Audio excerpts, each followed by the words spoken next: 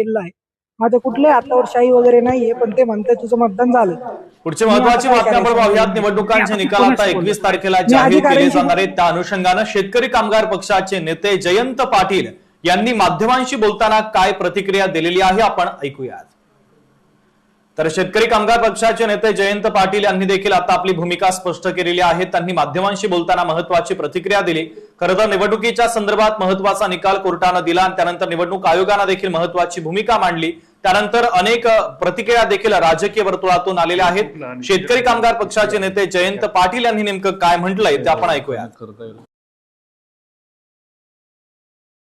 मधल्या 242 नगरपालिकांचं इलेक्शन जे आहे ते होताना पाहायला मिळते. मात्र त्यातल्या काही नगरपरिषदा ज्या आहेत त्या 20 तारखेला निवडणूक होणार असं निवडणूक आयोगाने जाहीर केलं. आणि त्यानंतर आज नागपूर खंडपीठामध्ये एक याचिका दाखल झाली होती. या याचिकेच्या निर्णयानुसार आता सगळ्याच नगरपरिषदांचं जे मतमोजणी आहे जी उद्या होणार होती ती आता 21 तारखेवर घेतलेली आहे. आपल्याबरोबर आहेत शेकापचे ज्येष्ठ नेते जयंत पाटील. आपण त्यांना विचारूया, सर कसं बघता या सगळ्याकडे, कारण न्यायालयाचा जो निर्णय आलेला आहे तो आता 21 तारखेचा आहे. आपण उद्याच्या दृष्टीने सगळी तयारी केलेली होती. कशा पद्धतीने परिणाम होऊ शकतात असं वाटतं?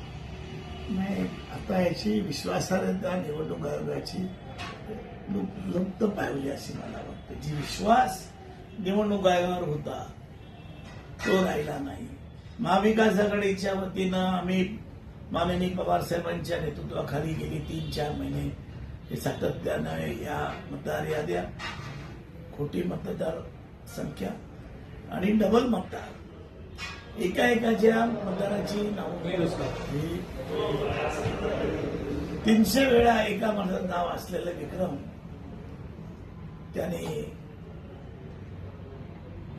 केलेला आहे. आजचा विषय एकदम गंभीर आहे. एक तर ईव्हीएम वर जे मतदान होत आहे त्याच्यात विरोध आहे. ते नको म्हणून तुमच्या सकट सगळे लोक सांगतात असं मला वाटतं. परंतु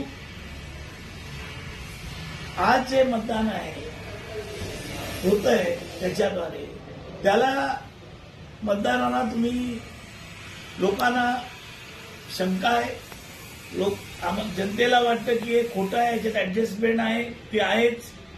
पण तर काउंटिंगला पण तुम्ही पेट्या आतमध्ये ठेवून ते पण बदलण्याचं काम करताय. आणि म्हणून ही सगळी विश्वासार्हता या ठिकाणी गेलेली आहे. मला वाटतं आता नवीन ड्युटी झाली. सगळे कार्यकर्ते मगासपासून मला येऊन भेटतायत की बाय पेट्यांवर आपल्याला पारा ठेवावा लागेल, प्रत्येकाला या ठिकाणी हे करा.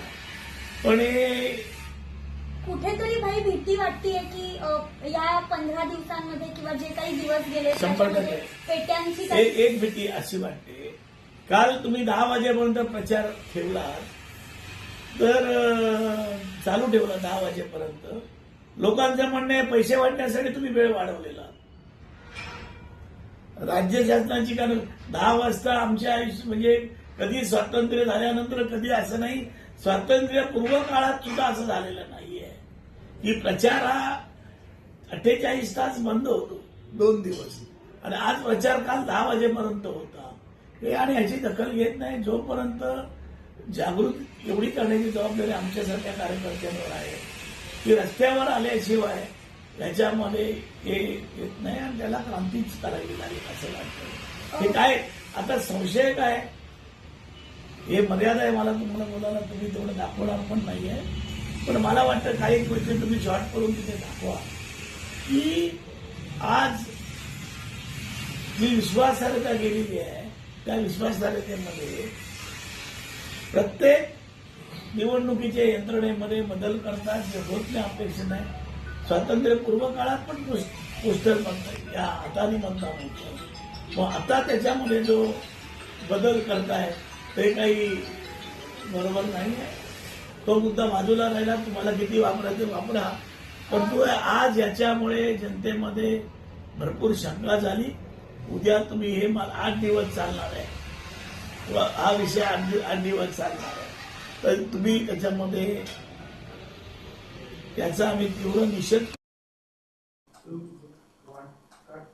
आणि या सगळ्या महत्वाच्या बातम्यांसह बुलेटिनमध्ये वेळ झाली इथेच थांबण्याची।